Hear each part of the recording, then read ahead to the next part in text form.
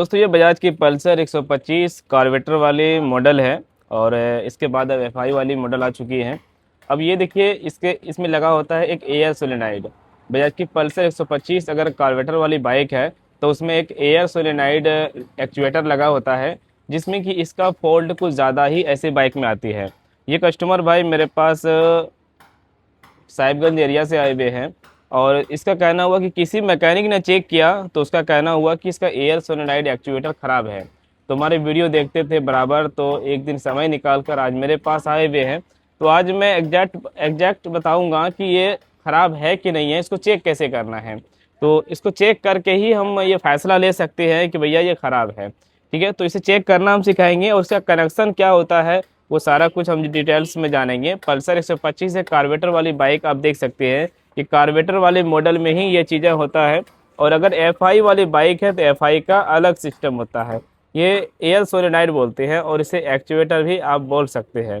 ठीक है, ये देखिए अंदर में एक इस तरह का होता है, ये आपको साफ दिखाई देगा। तो इसमें ये जो होता है ना, ये 12 वोल्ट के द्वारा चलता है। ये 12 वोल्ट के द्वारा सब चलता है। और यहाँ पर इसका कोड है, ये देख सकते हैं। इसमें एक वाइट कलर मिलेगा और एक ब्राउन ब्लैक कलर मिलेगा।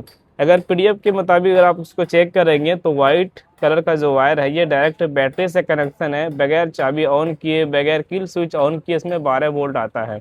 और ये वाला जो है ये ब्राउन पे ब्लैक, ये एक सिग्नल वायर है। तो इधर हम वाइट में दे देंगे और ब्लैक प्रोब को हम बॉडी टच करेंगे।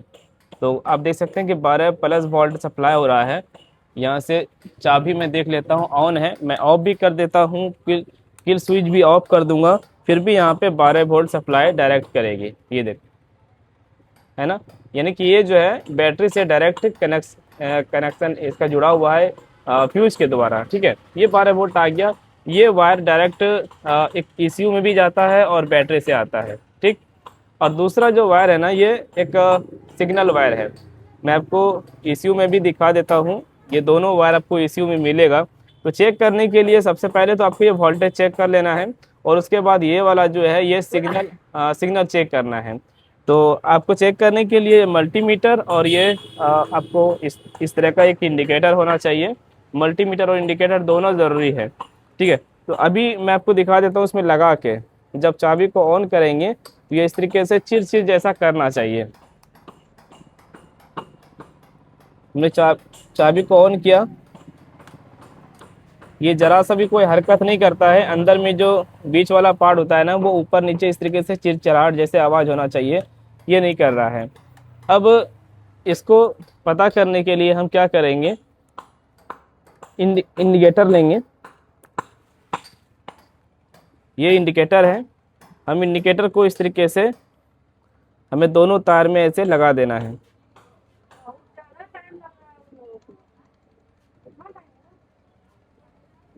हमने ये लगा दिया और बल्ब को यहाँ पे रखते हैं। चाबी को जब हम ऑन करेंगे इस तरीके से इसमें लाइट आना चाहिए, 5 बार बिलिंग करना चाहिए, चिर चिर चिर चिर ऐसे करना चाहिए। लेकिन इसमें कोई भी बिलिंग नहीं आ रहा, कोई भी लाइट नहीं जल रहा है। इसका मतलब है कि यहाँ पे ये वोल्टेज सिग्नल नहीं आ रहा है। तो अब मैं आपको एक बार चेक करके दिखा देता हूँ। व्हाइट कलर में हम इसको लगा रहने देंगे और इसको हम इस तरीके से लगाएंगे तो ये देखो यहाँ पे वोल्टेज आ रहा है। अब इस बल्ब को जलने के लिए हमें अर्थ की ज़रूरत है। तो अर्थ कौन भेजता है, ग्राउंड कौन भेजता है, वो ईसीयू भेजता है। इसमें कोई ग्राउंड नहीं आ रहा है। अब आपको ये चेक कर लेना है कि कहीं तार कटा तो नहीं है, टूटा तो नहीं है। तो इसको चेक करने के लिए आपको यहाँ से ईसीयू खोलना, ये टंकी हटा लेना है और दोनों का कंटिन्यूटी चेक कर लेना है।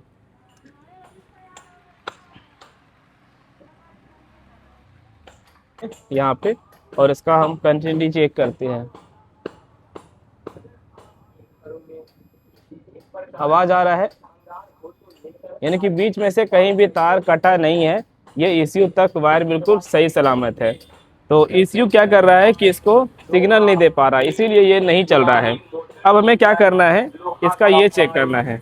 इसको हम मल्टीमीटर के द्वारा चेक करेंगे। मल्टीमीटर का सेटिंग हम 200 मोड पे रखेंगे, 200 ohms पे। ये वाला जिस हिसाब पे ये ohms होता है, 200 ohms पे रख के हमें इस तरीके से रखना है।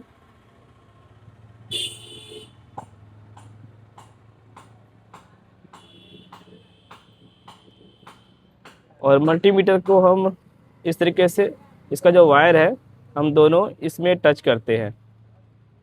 ये देखो,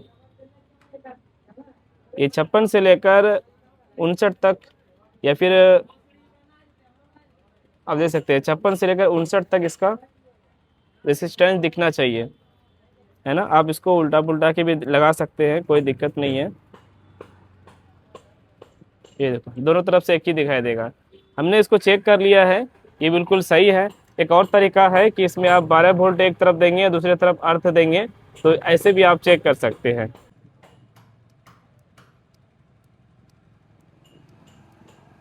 आप देख सकते हैं किस तरीके से ये काम कर रहा है। आप आवाज़ भी सुन पा रहे होंगे। बोलो देखो,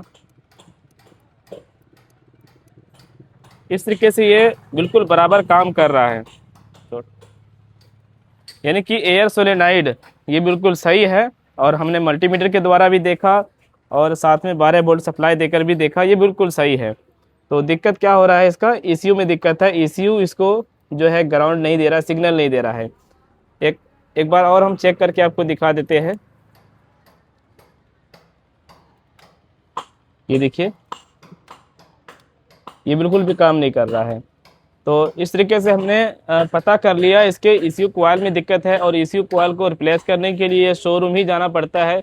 शोरूम जाके उसमें चेसिस नंबर ऐड करेगा, तभी वो ECU ऑन होगा, चेक इंजन लाइट जलेगी और बाइक स्टार्ट होगी, करंट छोड़ेगी फिर।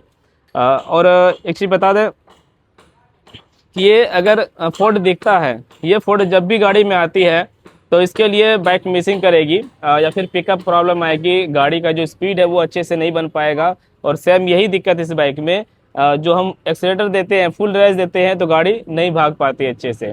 बस इसी फॉल्ट को लेकर, इसी समस्या को लेकर कस्टमर भाई मेरे पास आए थे, जिसमें कि हमने OBD स्कैनर टूल्स भी लगाया, तो इसका फॉल्ट दिखाया आइडियल एयर सोलेनाइड का, और साथ में हमने इसको चेक किया इस तरीके से, तो हमें पता चला कि इसके ECU में दिक्कत है, बल्कि ये सही है, ये सारा कुछ सही है, ECU में ही दिक्कत है।